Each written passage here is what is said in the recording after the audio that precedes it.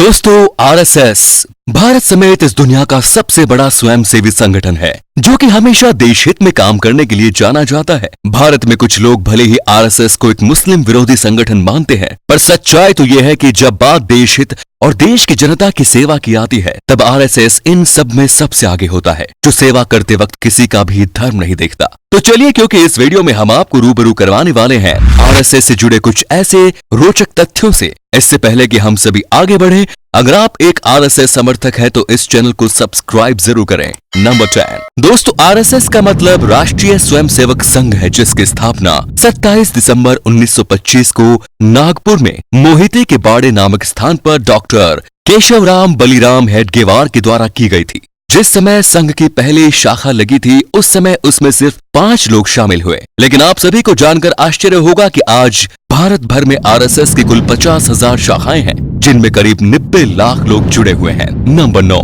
इस दुनिया में जब भी कोई व्यक्ति किसी संगठन को ज्वाइन करता है, तब या तो संगठन द्वारा उसका रजिस्ट्रेशन किया जाता है या फिर उसको अलग से आईडी कार्ड दिया जाता है। लेकिन अगर आपको लगता है कि आरएसएस के साथ भी ऐसा ही है, तो शायद आप गलत हो, क्योंकि आरएसएस के मेंबर्स का ना तो कोई रजिस्ट्रेशन होता है और ना ही उन्हें कोई आईडी और बिजनेस कार्ड दिया जाता है। नंबर 8 दोस्तों, ये बात सच है कि आरएसएस का हर काम देश और देश के लोगों के हित में ही होता है। लेकिन इस सब के बावजूद भी आज आरएसएस पर देश को अंग्रेजों से आजादी दिलाने वाले आंदोलनों से दूर रहने का आरोप लगता है। हालांकि आरएसएस समय समय पर इन झूठे आरोपों का खंडन करता रहता है, पर हाल ही में संघ द्वारा पब्लिश की गई हेडगेवार की आत्मकथा में इस बात का जिक्र है कि नमक सत्याग्रह से भले ही आरएसएस ने खुद को अलग रखा था, पर उसने अपने स्वयंसेवकों की नमक सत्याग्रह में व्यक्तिगत भागीदारी पर कोई रोक नहीं लगाई। नंबर 7 आज भले ही आरएसएस देश ही नहीं दुनिया का सबसे बड़ा संगठन है, पर शायद ही आपको पता हो कि आरएसएस के महात्मा गांधी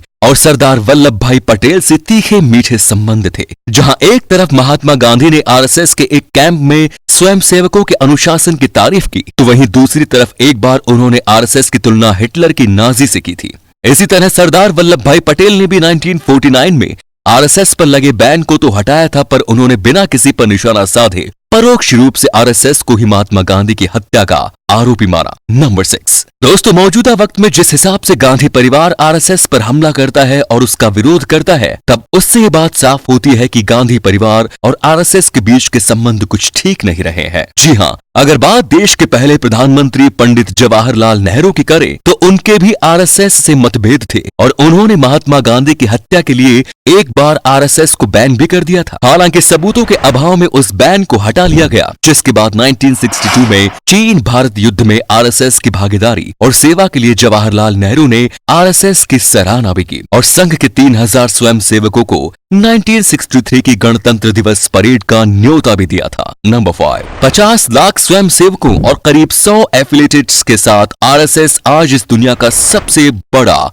एनजीओ है। ये पूरे भारत में करीब 57,000 शाखाएं चलाती है, जो कि 2011 के 45,000 शाखाओं के आंकड़ों के अनुसार एक लंबा उछाल है। कई लोग मानते हैं कि आरएसएस की ये ग्रोथ हाल ही में पिछले 6 वर्षों से केंद्र में बीजेपी के शासन की वजह से हुई है, पर हैरत की बात तो ये है कि आरएसएस के अनुसार उसकी सबसे ज्यादा शाखाएं केरल में स्थित है, जबकि केरल में भाजपा का वजूद ही नहीं। नंबर 4 आरएसएस को आज भले ही दुनिया का सबसे बड़ा संगठन क्यों न माना जाए, पर इस बात में कोई भी दो राय नहीं कि आरएसएस को भी आजादी के बाद से 3 बार प्रतिबंध का सामना करना पड़ा। जी हाँ, 1948 में आरएसएस को प्रतिबंध कर दिया गया क्योंकि उनके ऊपर महात्मा गांधी की हत्या करवाने के आरोप लगे। इसके बाद जब देश में इमरजेंसी लगाई गई, तब भी आरएसएस को प्रतिबंध कर दिया गया क्योंकि उस समय हर संगठन प्रतिबंधित हो रहा था। इस सब के बाद तीसरी और आखिरी बार आरएसएस को साल 1992 में प्रतिबंधित किया गया, क्योंकि इसी साल आरएसएस के कार सेवकों ने बाबरी मस्जिद का विध्वंस कर दिया था। नंबर 3 वीर सावरकर की हिंदू महासभा और आरएसएस के बीच शुरू से ही कई मुद्दों पर मतभेद रहे और ऐसा माना जाता रहा है कि इन दोनों ही हिंदूवादी संगठनों की आपस में कभी नहीं बनी। जबकि जेएनयू में हिस्ट्री की पूर्व प्रोफेसर ने ये बयान दिया